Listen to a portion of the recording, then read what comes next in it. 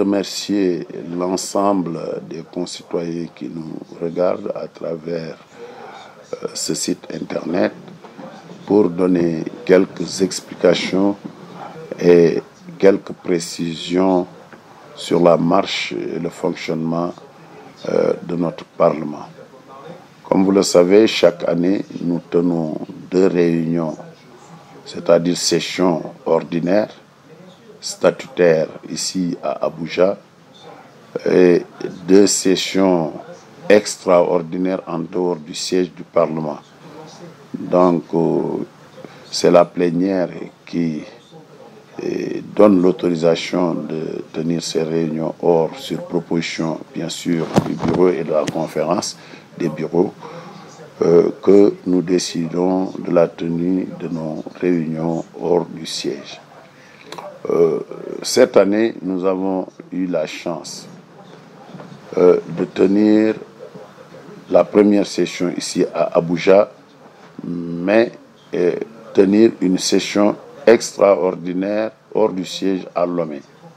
Donc, il reste entendu que depuis 2000, où s'était tenue la première session inaugurale du Parlement à Bamako, au Mali, aucune session n'a été tenue hors du siège à Abuja. Donc, c'est une innovation majeure.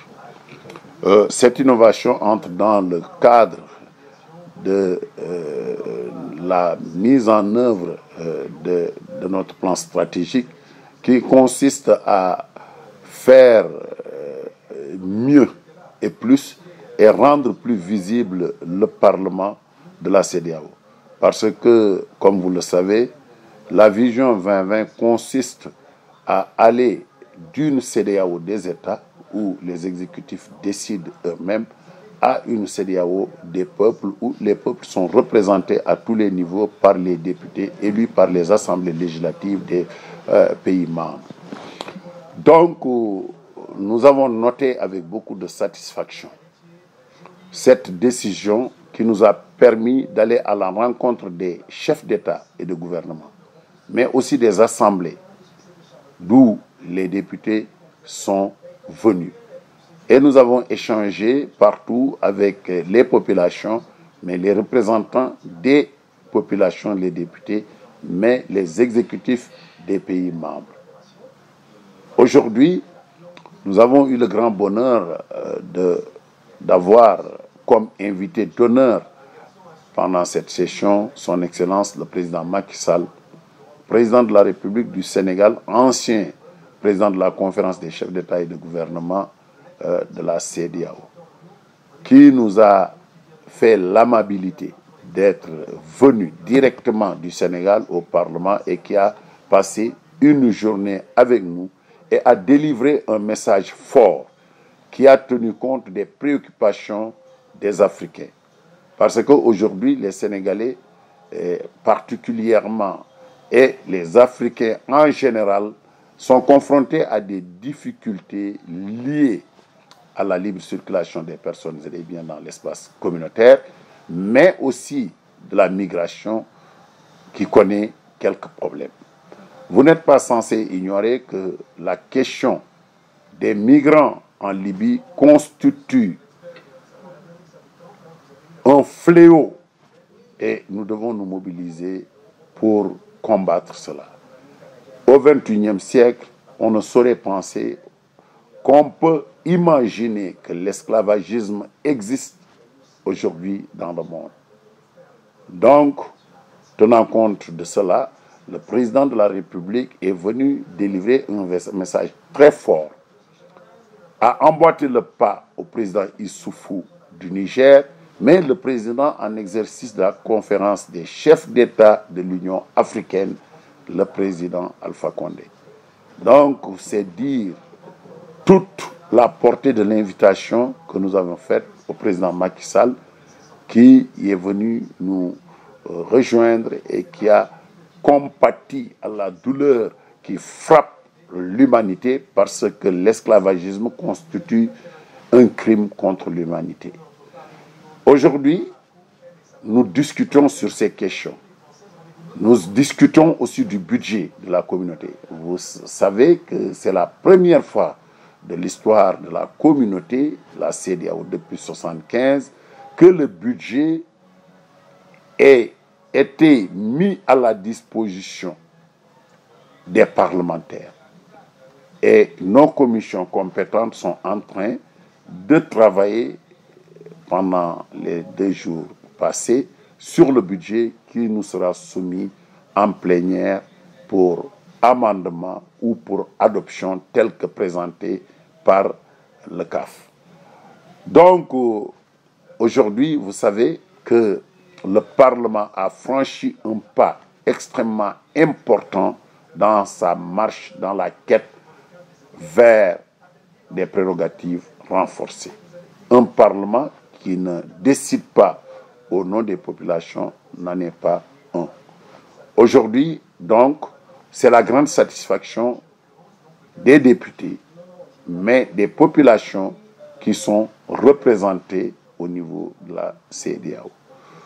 Après cette session, nous allons organiser pour la première fois à Dakar une réunion délocalisée qui va durer 10 jours parce qu'en prélude de la session, la première session de l'année 2018, session extraordinaire qui va valider et discuter du programme 2018, il y aura une conférence internationale, forum sur la libre circulation des personnes et des biens et la migration.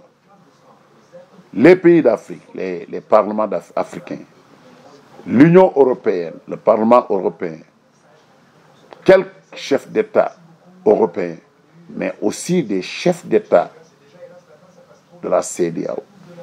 Le président Issoufou, vous savez que le Niger constitue une zone de transit pour les migrants.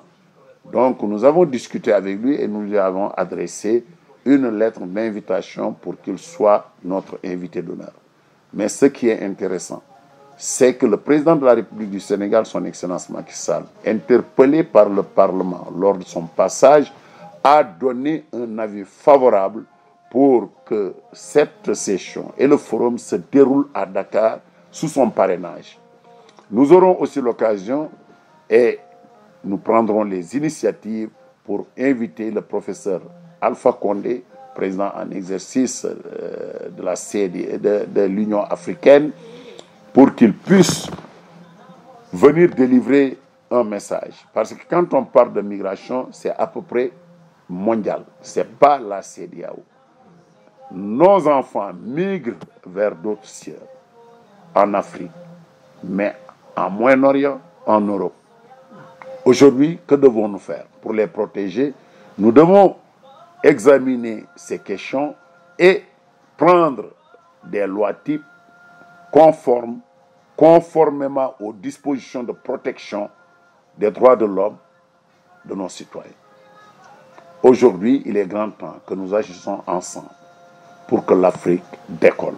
Pour que l'Afrique décolle, il faut que nous fixions nos jeunes en Afrique.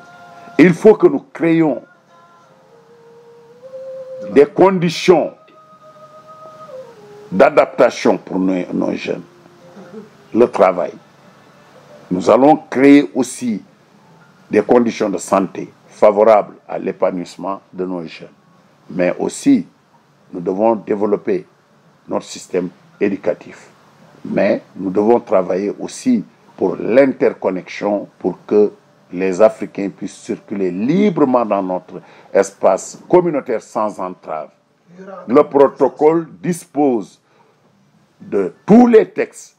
Donc, nous discuterons à Dakar de l'application des textes. Et nous organisons à ce titre une grande marche le 18 février, dimanche, à Dakar, pour dire non aux entraves à la libre circulation des personnes et des biens, mais non à l'esclavagisme qui prend des proportions jamais égalées. Voilà la substance de ce que je voudrais dire, et je prie et lance un appel à la communauté internationale de veiller et à sauvegarder les droits de l'homme et les citoyens partout dans le monde.